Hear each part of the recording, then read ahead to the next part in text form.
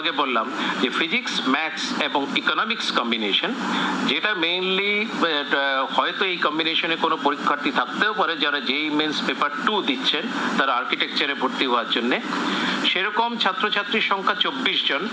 তো সেই ইকোনমিক্স পরীক্ষাও 26 তারিখ হচ্ছে, ফলে সেখানেও কোনো রকম কোনো কনফ্লিক্ট হচ্ছে না।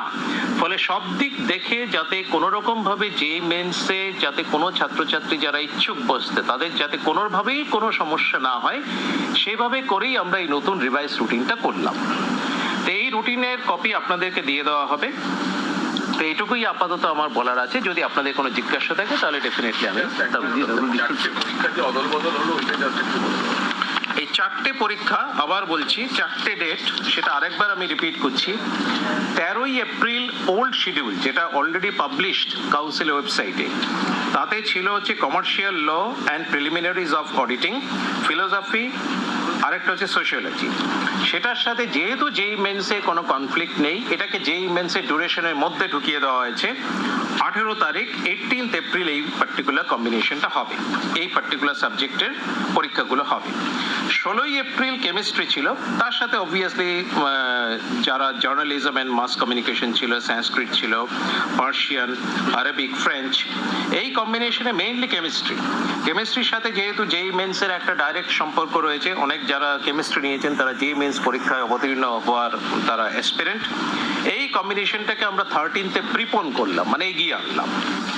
আর স্ট্যাটিস্টিক্স ছিল হচ্ছে 18 তারিখ। স্ট্যাটিস্টিক্সের সাথে জিওগ্রাফিও ছিল, কস্টিং অ্যান্ড ট্যাক্সেশন ছিল, home management and family resource management. এখানে স্ট্যাটিস্টিক্স এবং জিওগ্রাফি, এটা কিন্তু অনেক পিসিএম যারা নেন, মানে ফিজিক্স, কেমিস্ট্রি, ম্যাথস যারা নেন, তাদের কিন্তু স্ট্যাটিস্টিক্সও থাকতে পারে, জিওগ্রাফিও থাকতে পারে। ফলে এই পরীক্ষাটা 18 তারিখ ছিল। ফলে সেটা যেহেতু এরকম কম্বিনেশনের ছাত্রছাত্রীরা যদি যেই মেন্স অবতীর্ণ হতে চান তাদের যেহেতু অসুবিধা হবে, সেই কথা মাথায় রেখে সেটাকে আমরা 25শে এপ্রিল করলাম। আর ফাইনালি হচ্ছে 20 এপ্রিল ছিল অরিজিনাল শিডিউল অনুযায়ী ইকোনমিক্স। একটু আগেই বললাম যে ফিজিক্স, ম্যাথস, ইকোনমিক্স কম্বিনেশনে অনেকে থাকতে পারে, বলে সেই কথা ভেবে আমরা সেই সব ছাত্রছাত্রীদের কথা ভেবে যাতে তাদের কোনো অসুবিধা না হয় সেটাকে আমরা 26শে এপ্রিল করলাম। ফলে এখন নতুন শিডিউল অনুযায়ী পরীক্ষা শুরু হচ্ছে 2 এপ্রিল উচ্চ মাধ্যমিক পরীক্ষা শেষ হচ্ছে 26শে এপ্রিল, লাস্ট পরীক্ষা হচ্ছে ইকোনমিক্স। আর আরেকটা কথা এখানে খুব গুরুত্বপূর্ণ কথা, ক্লাস 11-এর যে শিডিউলটা, যেটা অলরেডি পাবলিশড, যেটা আমরা 1 নভেম্বরেই পাবলিশ করেছিলাম, ক্লাস 11-এর শিডিউল কিন্তু আনচেঞ্জ থাকছে। সেটা কিন্তু কোনো পরিবর্তন হচ্ছে না, কারণ ক্লাস 11-এর সাথে অবভিয়াসলি যে মেন্সের কোনো সম্পর্ক নেই।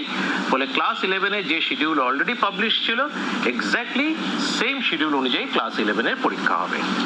তো এই যে শিডিউলটা আমরা চেঞ্জ করলাম, এতে আমাদের অনেকটাই কিন্তু লজিস্টিকের দিকে বেশ কিছু সমস্যা হয়েছে। আমাদের অনেক রকম ইন্টারনাল অ্যারেঞ্জমেন্ট করতে হচ্ছে, বা বেশ কিছু সেগুলোকে আমাদের কিছু এক্সট্রা স্টেপ নিতে হচ্ছে, কারণ আমাদের কিন্তু পরীক্ষা প্রস্তুতি পর্ব প্রায় একদম শেষের দিকে।